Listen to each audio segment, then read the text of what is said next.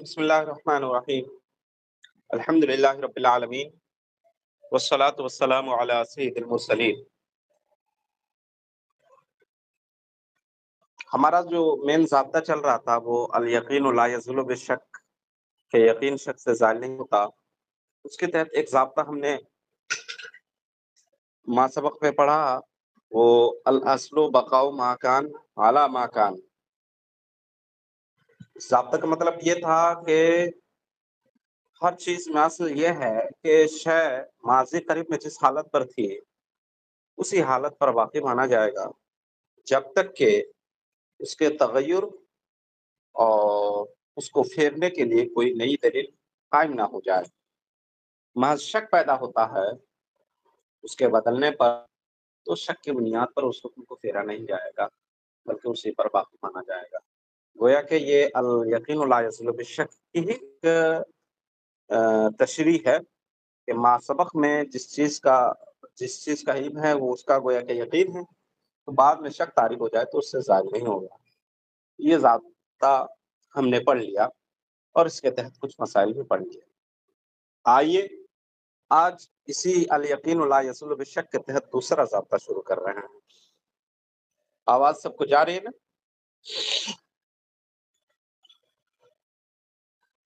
آ گئے ہیں سب؟ آواز جا رہی ہے؟ جی آ رہی مفتی صاحب۔ ماشاء اللہ، چلیے تو دیکھیے قاعدہ الاصل براءۃ الذمہ،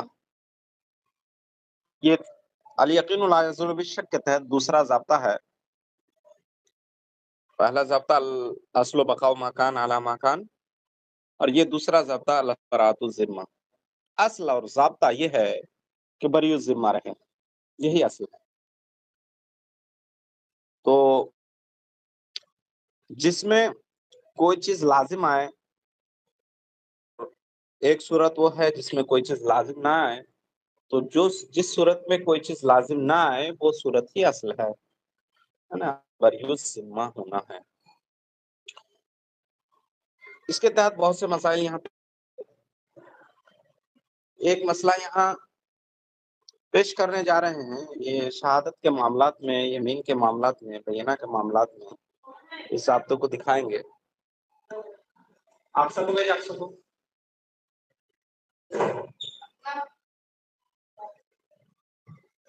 برا، ہاں میں کیا بول رہا تھا، تو اصل بری الذمہ ہونا ہے۔ وَلِذَا لَمْ يُقْبَلْ فِي شُغْلِ شَاهِدٌ واحد، اسی وجہ سے ذمہ داری کے سلسلے میں ایک گواہ کی گواہی مقبول نہیں ہوتی۔ ذمہ داری، یہ فی شغلہا، ہا زمین کا مطلب ذمہ ہے، بری ذمہ ہونا نہیں ہے نا۔ کسی پر کوئی ذمہ داری لازم ہے تو اس کے لیے دو گواہ کا ہونا ضروری ہے۔ ایک محض ایک گواہ سے اس کو یہ نہیں کہہ سکتے ہیں کہ اس کے ذمہ یہ لازم تھا یا لازم تھا، ہے نا۔ کسی چیز کو دوسرے کرنے کے لیے، اس کے ذمہ ثابت کرنے کے لیے ایک گواہ کافی نہیں ہے، دو گواہ چاہیے۔ تو اس سے بھی پتہ چلتا ہے کہ اصل بری الذمہ ہونا ہے۔ یہی وجہ ہے کہ ذمہ داری کو ثابت کرنے کے لیے، کسی پر کوئی چیز لازم کرنے کے لیے ہمیں گواہ کی ضرورت ہوتی ہے۔ وَلِذَا كَانَ الْقَوْلُ قَوْلُ الْمُدَّعِي قَوْلَ الْمُدَّعِي عَلَيْهِ مُدَّعَى عَلَيْهِ لِمُوَافَقَتِهِ الْأَصْلَ وَالْبَيِّنَةُ عَلَى الْمُدَّعِي، اور اسی وجہ سے بات مدعا علیہ کی مانی جاتی ہے۔ مدعا علیہ جس کے خلاف دعویٰ کیا جائے، یعنی منکر کہہ دیجیے، کیونکہ منکر وہ ذمہ داری سے بری ہونے کا قول کرتا ہے تو اسی کے بات مانی جاتی ہے قسم کے ساتھ۔ اس کو دلیل دینے کی ضرورت نہیں ہوتی ہے، دلیل دینے کی جو ضرورت ہوتی ہے وہ کس کو ہوتی ہے؟ مدعی کو ہوتی ہے، جو اصل کے خلاف قول کرے، جو ذمہ میں لازم ہونے کا قول کرے۔ والبینۃ علی المدعی لدعواہ ما خالف الاصل، اور بینہ دلیل دینی کس کو ہے؟ مدعی کو ہے، اپنے دعوے کے لیے جو اس نے اصل کی مخالفت کرتے ہوئے جو دعویٰ کیا ہے اس دعوے سے متعلق اسے دلیل دینی ہے۔ حدیث پاک میں بھی البینۃ علی المدعی والیمین علی من انکر، کہ بینہ مدعی کے ذمہ اور قسم منکر کے ذمے. بہرحال تو منکر جو ہوتا ہے وہ ذمے سے بری ہونے کا قول کرتا ہے، اس وجہ سے اسے دلیل نہیں دینی ہے، قسم کے ساتھ اس کی بات مان لی جائے گی. دلیل کس کو دینی ہے؟ دلیل یہ مدعی کو دینی ہے، مدعا علیہ کو نہیں. فَإِذَا اخْتَلَفَ فِي قِيمَةِ الْمُتْلَفِ وَالْمَغْصُوبِ فَالْقَوْلُ قَوْلُ الْغَارِمِ. لہذا ایک مسئلہ پیش کریں یہاں پہ، دیکھیے کہ مان کے چلیے کسی کے ہاتھ میں کوئی کسی نے کسی کے پاس سے کوئی مال لے لیا یا چھین لیا، تو جس نے چھینا یا جس نے لیا عاریت پہ ہو چاہے جیسے ہو، اس کو تو اس کا نقصان اس کی بھرپائی کرنی ہے، لیکن قیمت اس کی کیا ہوگی اس سلسلے میں مان کے چلے مغصوب غاصب دعویٰ کرے کہ اس کی قیمت 10 روپے تھی اور مغصوب منہ دعویٰ کر مال چھینا گیا یا جس سے مال لیا گیا ہے ماخوذ منہ دعویٰ کرے کہ نہیں اس کی قیمت 20 روپے تھی، تو غاصب 10 روپے کا دعویٰ کر رہا ہے اور مغصوب منہ 20 روپے کا دعویٰ کر رہا ہے، یا حافظ 10 روپے کا دعویٰ کر رہا ہے اور ماخوذ منہ 20 روپے کا. تو ایسی صورت میں دیکھیے 10 پر تو دونوں مقر ہے، لیکن جو ایکسٹرا اور 10 ہے، 10 پر 10 ملا کر 20 کر رہے ہیں، تو اس میں گویا کہ اصل کیا دیکھا جائے گا؟ بری ہونا دیکھا جائے گا. اس لیے جو 20 کا دعویٰ کر رہا ہے اسے دلیل دینی پڑے گی، اور جو 10 کا دعویٰ کر رہا ہے محض اس سے دینے کی ضرورت نہیں ہے. بہرحال دیکھیے، لہذا کہہ رہے ہیں فَإِذَا اخْتَلَفَ فِي قِيمَةِ الْمُتْلَفِ وَالْمَغْصُوبِ فَالْقَوْلُ قَوْلُ الْغَارِمِ. جب متلف مطلب ہلاک شدہ مال کی قیمت کے سلسلے میں یا مال مغصوب کی قیمت کے سلسلے میں اختلاف ہو جائے، غاصب کچھ کہے اور مغصوب منہ کچھ کہے، فالقول قول الغارم، تو بات ذمہ دار کی مانی جائے گی، یعنی جو جس کو واپس کرنا ہے اس کی مانی جائے گی. لأن الوصل اصل البراءۃ عما زاد، کیونکہ ضابطہ یہ ہے کہ جو اضافے کا قول کیا جا رہا ہے ہاں، مثلا جو ہم نے پیش کیا 20 روپے اور 10 روپے کا، تو 10 روپے 10 پر 10 روپے کا اضافہ پیش کیا جا رہا ہے، اس سے اصل بری ہونا ہے. ولو اقر بشیء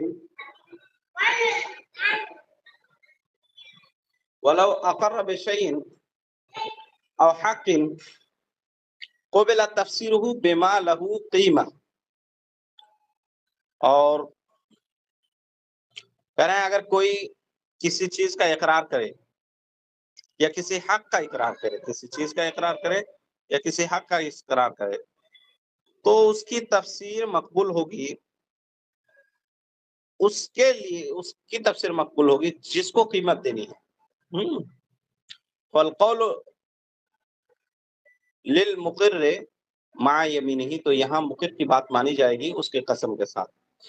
تو مقر چونکہ دیکھیے یہاں پہ مان کے چلے کسی کا کوئی حق ثابت ہوا، کسی پر زید پر بکر کا حق ثابت ہوا، زید اقرار کر رہا ہے مال کا، لیکن جس مال کا اقرار کر رہا ہے اس کی قیمت کے سلسلے میں دونوں میں اختلاف ہو گیا.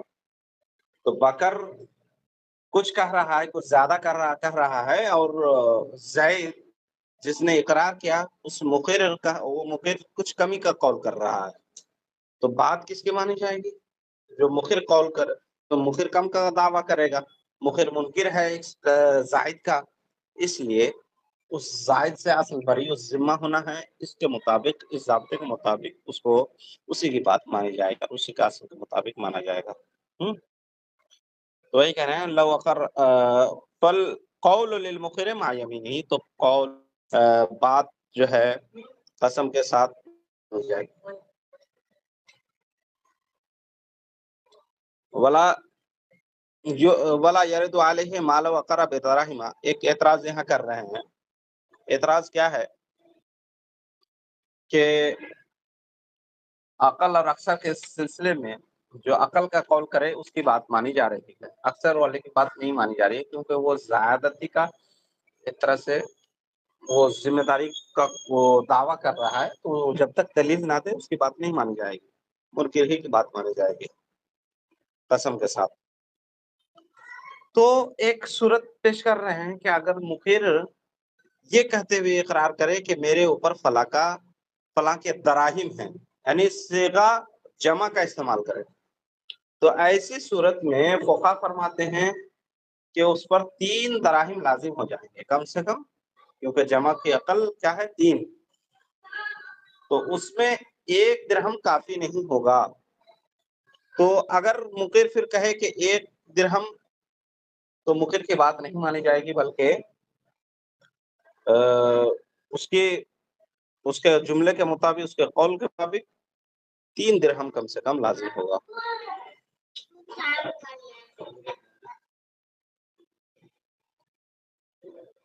ولا یرد علیہ، تو وہی اعتراض کر رہے ہیں یہاں پہ، اور اس پر یہ اعتراض نہیں ہوگا کہ مالا وقر بدراہم، کوئی دراہم کا اقرار کرے، فإنہم قالوا، اور فقہا، تو اس سلسلے میں فقہا نے فرمایا، یعنی لفظ دراہم کہتے ہوئے اقرار کرے کہ فلاں کا مجھ پر 1 دراہم ہے. فإنہم قالوا، تو فقہا نے فرمایا کہ تلزمہ 3 دراہم، اس پر 3 دراہم لازم ہو جائیں گے. 3 سے کمی کا قول کرے مقر تو اس کی بات نہیں مانی جائے گی، کم سے کم 3 دراہم لازم ہو جائیں گے.